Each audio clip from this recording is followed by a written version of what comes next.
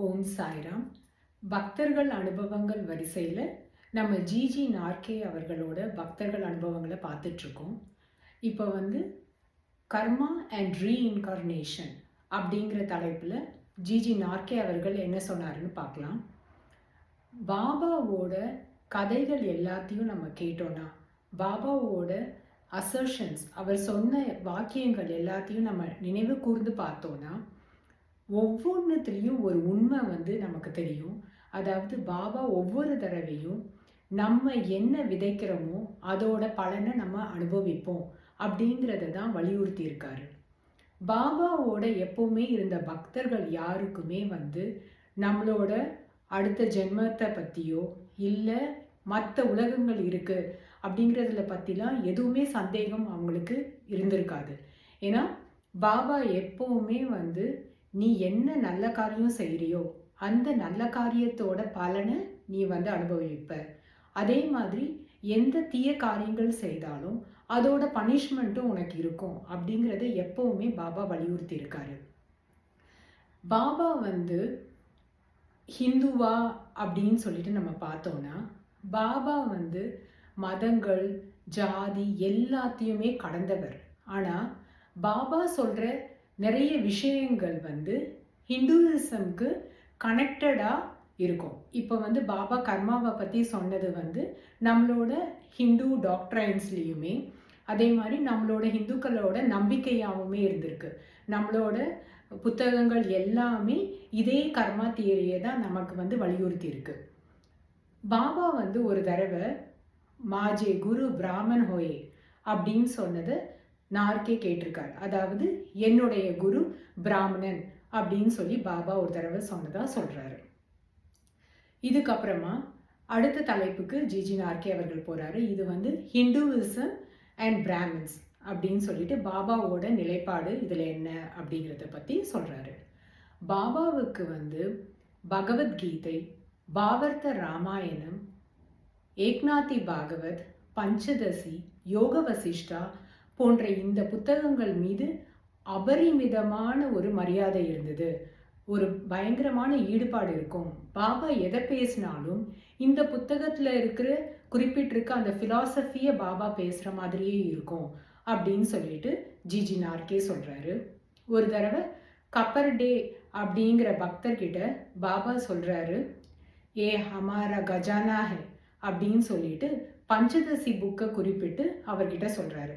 அப்படின்னா இது நம்மளோட ட்ரெஷரி அப்படின்னு சொல்லிட்டு, நம்மளோட பொக்கிஷம் அப்படின்னு சொல்லிட்டு பஞ்சதசியை குறிப்பிடுறாரு.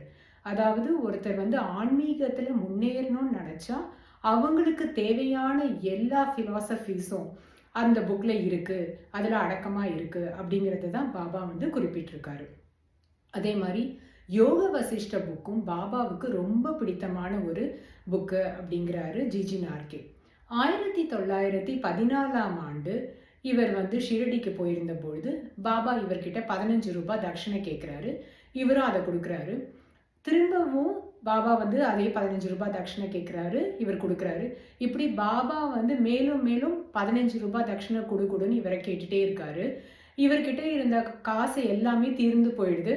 ஆனால் பாபா தட்சணை கொடுன்னு கேட்குறாரு. அப்புறம் எல்லா பக்தர்களும் துவாரகமாயிலிருந்து போனதுக்கப்புறம் இவரும் பாபா மட்டும் இருக்கும்பொழுது ஜிஜி நார்கே பாபா கிட்ட கேட்குறாரு, பாபா என்கிட்ட பைசாவே இல்லைன்னு உங்களுக்கு தெரியும் இல்லையா? இருந்த காசு எல்லாமே நான் தட்சணையாக கொடுத்துட்டேன். திரும்பியும் நீங்கள் 15 ரூபாய் தட்சணை கொடுன்னு சொல்லி கேட்டால் நான் எங்கே போவேன் அப்படின்னு சொல்லி கேட்குறாரு.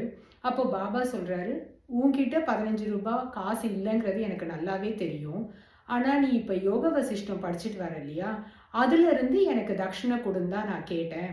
நீ படிக்கிற அத்தியாயம் ரொம்பவும் முக்கியமான அத்தியாயம், அதிலிருந்து நீ எனக்கு தட்சணை கொடு அப்படின்னு சொல்லிட்டு பாபா சொல்றாரு.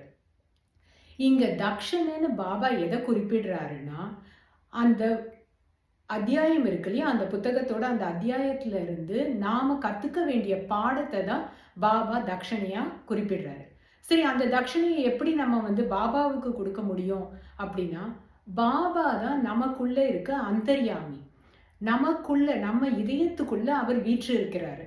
நம்ம படிக்கிற அந்த புத்தகத்துல இருக்கிற அந்த பாடத்தை அதை நம்ம உள்வாங்கி நம்ம மனசுல நிறுத்திக்கிட்டோம்னா அதுதான் நம்ம அந்தர்யாமியான பாபாவுக்கு கொடுக்குற தட்சணை அப்படின்னு சொல்லிட்டு ஜிஜி நார்கே குறிப்பிடுறாரு.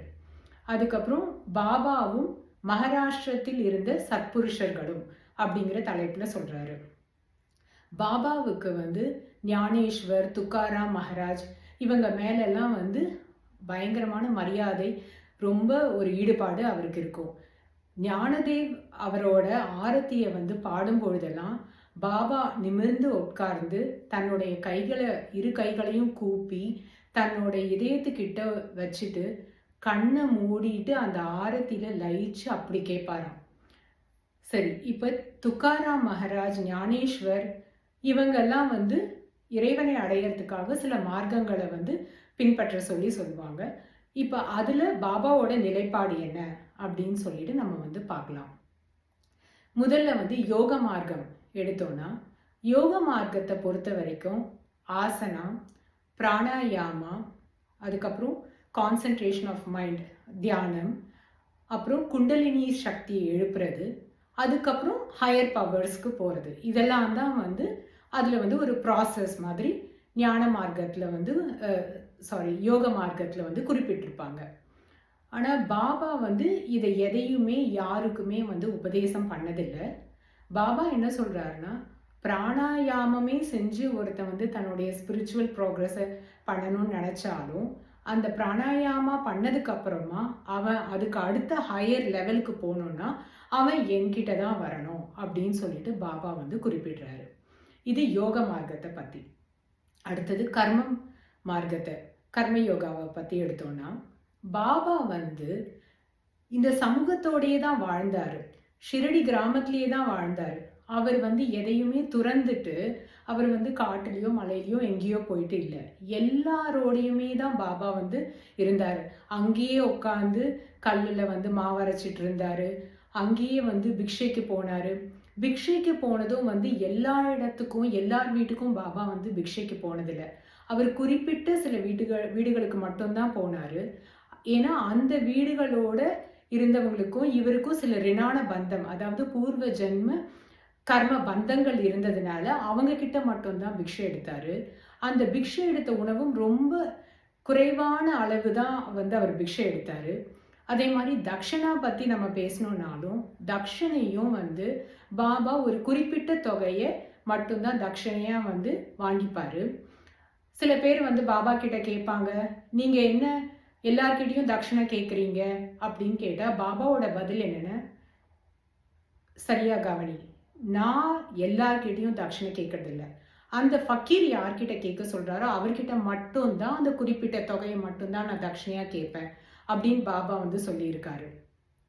அதே மாதிரி அவர்கிட்ட வர டிவோட்டிஸ் அவங்க கிட்ட வந்து நீ பிக்ஷா பாத்திரம் ஏந்தி நீ பிக்ஷைக்கு போ அப்படின்னோ இல்லை நீ துறவரம் மேற்கொள்ளு அப்படின்னு சொல்லிட்டோ பாபா வந்து எப்பவுமே சாதாரண பக்தர்கள் யாருக்கும் வலியுறுத்தினதே இல்லை. ஏன்னா நம்ம வந்து பாபா வந்து யாரையாவது போயிட்டு பிக்ஷை எடுன்னு சொன்னா அவங்க வந்து கண்மூடித்தனமா எங்கேயோ போய் பிக்ஷை எடுப்பாங்க.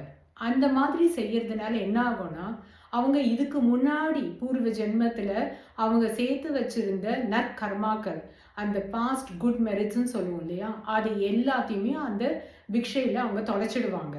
அதனால பாபா அந்த மாதிரி எல்லாம் எதுவுமே சொன்னதில்லை. இதையுமே பாபா வெளிப்படையா விளக்கினதில்லை. இதெல்லாம் வந்து பாபாவோட செய்கைகளை வச்சு நாம புரிஞ்சிக்க வேண்டியது. அதே மாதிரி இப்போ வாமன்ராவ் பாட்டேலையும் இவர் ஜிஜி நார்கேவையும் கூட பாபா வந்து பிக்ஷைக்கு அனுப்பினார். ஆனா அவங்களுக்காக பிக்ஷை எடுக்க சொல்லி பாபா சொல்லலை. பாபாவுக்கு செய்யற ஒரு ஹம்பிள் சேவையாதான் வந்து அவங்கள வந்து செய்ய வச்சாரு. பாபாவோட சார்பில் குருவுக்காக செய்யற ஒரு சேவையாதான் இந்த பிக்ஷையை வந்து அவங்க எடுத்தாங்க. ஸோ இதுல இருந்து நம்ம வந்து இந்த பக்தி இது கர்ம மார்க்கத்தை பத்தி நம்ம வந்து தெரிஞ்சுக்கலாம். அதுக்கு அடுத்தது ஞான மார்க்கம். ஞான மார்க்கம் என்னன்னா, நான் யார் அப்படின்னு சொல்லிட்டு பண்ற செல்ஃப் என்கொயரி தான் இந்த ஞான மார்க்கம். இந்த இந்த என்கொயரியை நம்ம பண்றதுக்கு நம்ம பிரம்மசூத்ராக்களையோ அல்லது உபனிஷதங்களையோ படிச்சு அதுல இருந்து ஞானம் பெற்றுதான் நம்ம வந்து இந்த என்கொயரியை நம்ம வந்து பண்ண முடியும். இந்த மார்க்கத்தையும் பாபா வந்து யாருக்கும் உபதேசம் பண்ணதில்லை. பாபாவை பொறுத்த வரைக்கும் அவர்கிட்ட வர டெவோட்டி நம்ம வந்து அவரா மாறணும் அப்படிங்கிறது தான் அவரோட ஆசை. அவரா மாறணும்னா பாபா யாரு? அவர் வந்து காலத்திற்கு அப்பாற்பட்டவர். இந்த உலகத்திற்கு மட்டும் இல்லை, எல்லா உலகத்திலையும் சஞ்சரிக்கக்கூடியவர், எல்லா இடத்துலையும் நிறைஞ்சிருக்கவர், எல்லா உலகத்திலையும் எந்த நேரத்திலையும் என்ன நடக்குது அப்படிங்கிறத அவர் தெரிஞ்சு வச்சிருக்கக்கூடியவர். அவரோட அந்த எக்ஸ்பீரியன்ஸ், அந்த எக்ஸ்பர்டைஸ், அந்த ரியலைசேஷன், இதை எதுவுமே நம்மளோட ஹியூமன் மைண்டால நம்மளால வந்து அதை கிரகிக்கவே முடியாது. அந்த அளவுக்கு அவர் வந்து எல்லா பவுண்டரிஸையும் கடந்தவர் அவர். அதனால தான் எப்போவோ நடந்த பாஸ்டையும் அவரால் சொல்ல முடியும், எப்போவோ நடக்க போகிற ஃப்யூச்சரையும் சொல்ல முடியும், அதே மாதிரி ப்ரெசண்ட்டையும் சொல்ல முடியும். அந்த மாதிரி ஒருத்தராக நாமளும் ஆகணுங்கிறது தான் அவரோட ஆசை. பாபா வந்து இந்த சமூகத்தோடு சேர்ந்து அவர் இருந்தாலும் எதுலேயுமே அவர் அட்டாச்சாக இல்லை, ஒரு டிட்டாச்மெண்ட்டோட தான் அவர் வந்து எதையுமே செஞ்சிட்டு இருந்தார். இதுதான் வந்து ஒரு வைராகி, ஒரு நிஷ்காமிய கர்மா ஓட வாழறவங்களோட ஒரு எக்ஸாம்பிளா, ஒரு எபிட்டமாக தான் வந்து பாபா வந்து இருந்தார். அப்படிப்பட்ட ஒருத்தரால தான் இறைவனை நமக்கு காண்பிக்க முடியும் அப்படிங்கிறத நம்ம புரிஞ்சுக்கணும். அதுக்கு அடுத்தது பார்த்தோன்னா பக்தி மார்க்கம். பக்தி மார்க்கத்தை வந்து எத்தனையோ ஞானிகள் வந்து சஜஸ்ட் பண்ணியிருக்காங்க. நம்ம ஸ்ரீ சாய்பாபாவும் நமக்கு வந்து பக்தி மார்க்கத்தையே நமக்கு வந்து சஜஸ்ட் பண்ணுறாரு. இந்த பக்தி மார்க்கத்தை பொறுத்த வரைக்கும் குருவுக்கு நம்ம டிவோட்டடாக இருக்கிறது, அவர் மேலே அன்பு காமிக்கிறது, இது ஒன்று தான். இந்த டிவோஷன் நம்ம வந்து குருவை வந்து கடவுளாக பார்க்கக்கூடிய ஒரு எண்ணம் வந்து நமக்கு வரும். குரு மூலமாக நம்ம கடவுளை பார்க்குறோம், அந்த குருவே தான் கடவுள் அப்படிங்கிறத நம்ம பார்க்குறோம். குரு தான் கடவுள்கிட்ட நம்மளை கொண்டு போகிறாரு அப்படிங்கிறதும் நமக்கு தெரியும். அப்புறம் அந்த குருவும் கடவுளும் வேறில்லை அப்படிங்கிறதும் நமக்கு வந்து தெரிய வரும் அப்படின்னு ஜிஜி நார்கே அவர்கள் சொல்கிறாங்க. மற்றதெல்லாம் நம்ம அடுத்த எபிசோடில் கண்டினியூ பண்ணலாம். ஓ